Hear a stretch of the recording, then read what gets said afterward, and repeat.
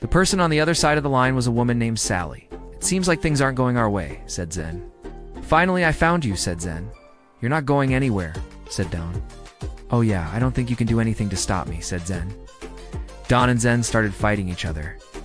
This guy is really strong, said Don. Thought we need to come up with a new plan, said one of the soldiers. I have an idea, said Zen. I'll shapeshift into a human and lead the soldiers. You guys stay here and wait for my signal, said Zen. Yes, sir, said the soldiers. Roy took out his gun and aimed it at Zen. Don't shoot, said Sally. He's too powerful. One bullet won't do anything, said Sally. I agree with Sally, said Roy. Then what are we supposed to do, asked Sally. I have an idea, said Roy. Let's distract him while you use your powers on him, said Roy. His soldiers surrounded him, and they were all aliens, just like Zen. Come on, said Zen, as he tried to adjust to his new surroundings. Zen found his way out of the city hall and started leading the soldiers.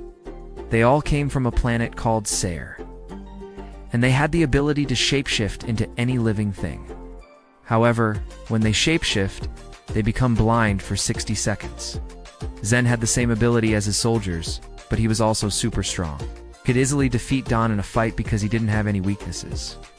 Sally was also an alien, but her kind came from a planet called Zarjon. Yes, sir, said one of the soldiers. So far, we have taken over most of the major cities. When they got closer, they saw a group of Zen's soldiers outside the building. Quick, hide, said Sally to Don.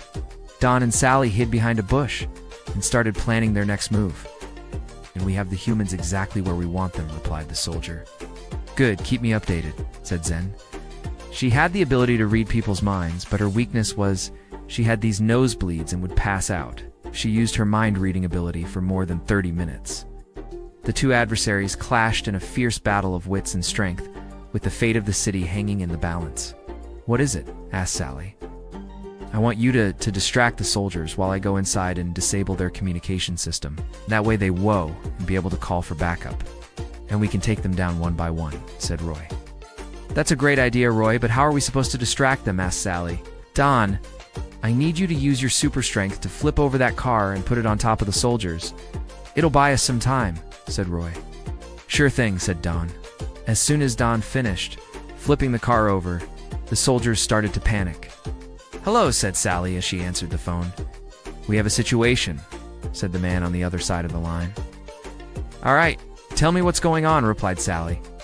There's a group of Zen soldiers at the city hall. They seem to be planning something big, said the man on the other side of the line. All right, I'm on my way there right now. Make sure you stay safe, said Sally. As she hung up the phone, Sally grabbed her keys and ran outside. Sally's powers had taken a heavy toll, and she collapsed, her mind reeling from the battle. Don, too, was injured and exhausted, his superhuman strength sapped by the constant fighting. A detective who is one of the best at his job, and an evil guy who wants to rule over the human race. Yet despite the pain and weariness, both Sally and Don knew that they had saved the city. They had faced unimaginable dangers and emerged victorious. But in the end, it was Roy's determination and cunning that prevailed. With the shadow defeated, the city was safe. Her powers were draining her, causing nosebleeds and threatening to knock her out. With the fate of the city hanging in the balance, she had to find a way to push through the pain and defeat the shadow once and for all. But as Roy began to investigate, he sensed there was more to these cases than met the eye. The seemingly random crimes were all connected to a single criminal mastermind, a dangerous individual known only as the Shadow. Don's superhuman strength and agility were put to the ultimate test, as he faced off against the Shadow's henchmen. But even his powers were not enough to win the day. Just when all hope seemed lost, Roy arrived on the scene, ready to do battle. She had followed her instincts, and the trail of thoughts leading to the city's underbelly had led her right to him, and what she discovered shocked her to the core. The Shadow was not human, but an alien with nefarious plans for Earth and its inhabitants. She must find a way to warn the authorities before it's too late. But who was the Shadow, and what were his plans for the city? Roy was determined to find out. He could feel the pulse of the city, its pain and its fear, and it was leading him somewhere he never expected. It was almost as if she could hear the thoughts of the people below. Could it be possible, she thought, her mind racing? Is this just a figment of my imagination or something more? Determined to find out, she stepped out onto her balcony, trying to tune into the city's noise below. And there they were, loud and clear, the menacing thoughts of the men plotting evil in the club below. With a start, Saly realized she possessed a remarkable ability, one that would soon put her right in the path of danger. Their leader, a tall, imposing figure with a cruel smile and piercing eyes, was addressing them. "Tonight," he said, his voice a low growl, "we strike at the heart of this city. No one will stop us now." As the men nodded their heads in agreement, excitement and anticipation filled the room. It was clear that whatever their leader had planned, it was bound to be dangerous and deadly. So let's start. Detective Roy Morgan sat in his office, the dim light casting long shadows as he studied the case files before him. His partner, Officer Ramirez, was out on a stakeout, leaving Roy to his own devices. Suddenly, a loud crash echoed through the precinct, followed by a series of heavy footsteps. Roy, his senses alert, listened intently. Was it a late-night bar fight, a gang war, or something more sinister? Whatever it was, he knew he had to investigate.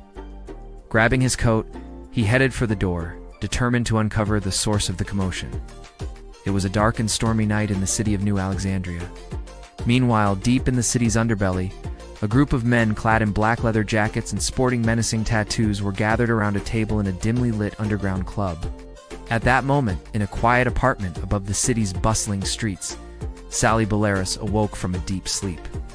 As dawn broke over the city, Detective Roy Morgan received a call that would change everything.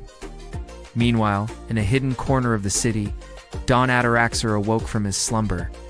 As the day wore on, the pieces of the puzzle began to come together for Roy. At that same moment, Saly found herself face to face with the enigmatic shadow. As evening fell, Don felt the familiar pull of danger, and he knew he had to take action.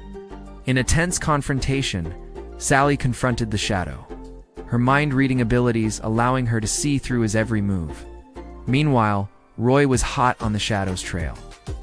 As the story reached its climax, alliances were tested and sacrifices were made. The final confrontation between Roy and the shadow was epic, but the victory came at a cost. As the sun rose over a battered but still standing city, Saly and Don looked out over the skyline, knowing that they had made a difference. So what is the name of the next episode? Please comment below.